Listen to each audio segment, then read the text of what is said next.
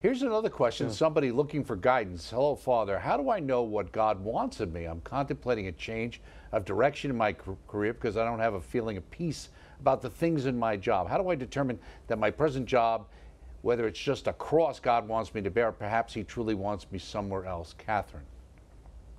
Yeah, Catherine, I mean, it's a complex question.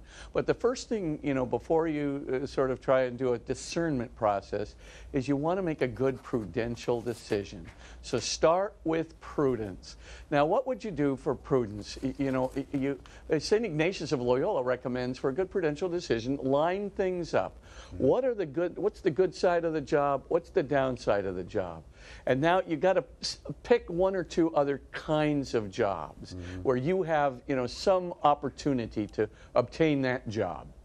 And put, what would be the benefits of those kinds of jobs that you could get, and what would be the downside of those kinds of jobs that you can get.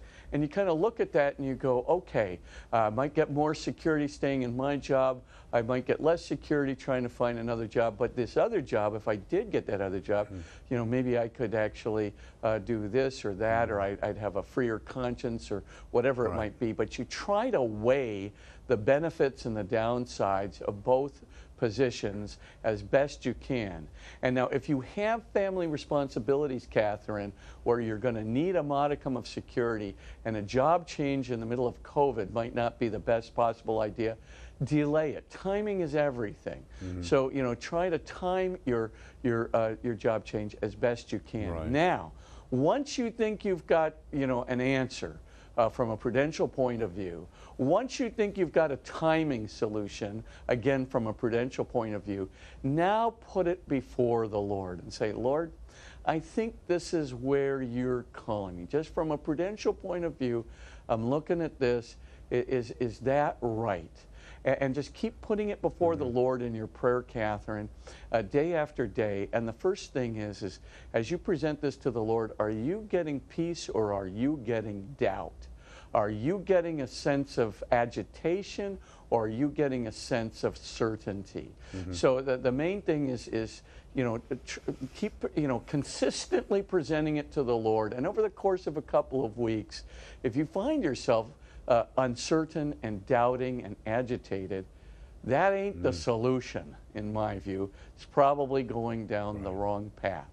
Now, be careful because sometimes, there are crosses involved in things that are necessary crosses, but that's not what it sounds like here. You don't have to get out of this job. So I think it's do the Ignatian method, get yourself a good prudential decision, good prudential timing, and then put it before the Lord and see what He thinks.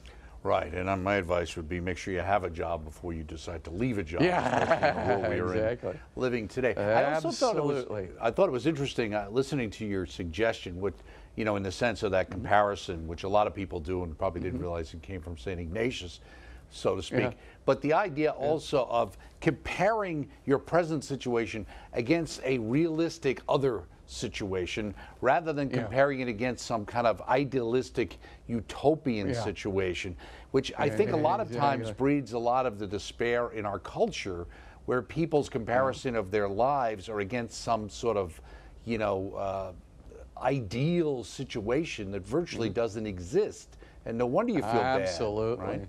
Yeah, no, you're right on, Doug. I mean, I think it's the old utopian vision, and the utopian vision is almost certainly false. And so, you're sitting there comparing yourself to literally pie in the sky. It's just not ever going to happen, and you're just causing a great deal of dissatisfaction, frustration within your own self, which you don't have to have. I mean, whenever you start getting these things, life is supposed to be like this, and it looks way too utopian. Or life is supposed to be, without the cross. Life is supposed to be without frustrations. Life is supposed to be more simple than this. Life is not supposed to be this complicated. When you start coming out with those kinds of statements, pretty much you're falling into a very bad trap you know, redefining happiness, or what happiness should be, or what a good life ought to be, in completely unrealistic terms. Right. The cross is going to happen. Suffering is going to happen. The world's going to be imperfect. It's going to be imperfectly just. Kids are going to be imperfect. Imperfection, imperfection, imperfection everywhere. What can you expect from that? A non-perfect world. Right. That's what you can expect. And so if you come up with some kind of a life ought to be, you know, roses and you know, and cherries, it's not. Right. It's going to have its fair share of imperfections, Right. but you don't want to be needlessly pessimistic. I mean, why not pick a realistic option that you think can Right. give you a modicum of peace, manage the crosses in your life with a, you know, a modicum of you know, following your conscience, you know, when you in the job where you may not have to do things that disturb you and things of that nature. Right. You know, just try to do it in accordance with, Right. you know, the life we can expect, the imperfections that are likely to be in it, and then you make that comparison. Right. You know, you got a good Right.